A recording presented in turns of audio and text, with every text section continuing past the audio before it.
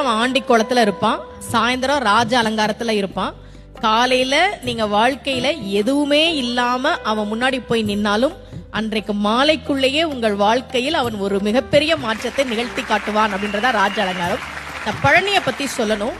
தமிழ்நாட்டுல முதல்ல ஒரு கோவில்ல தங்கத்தேர் வந்ததுன்னா அது பழனியில தான்.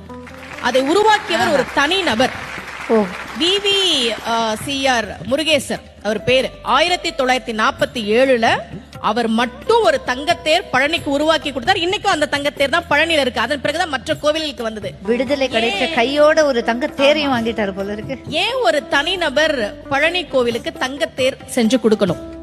அவருக்கு ரொம்ப வருஷமா குழந்தை இல்ல. முருகன் கிட்ட, பழனி முருகன் கிட்ட மனமுருகி வேண்டார்.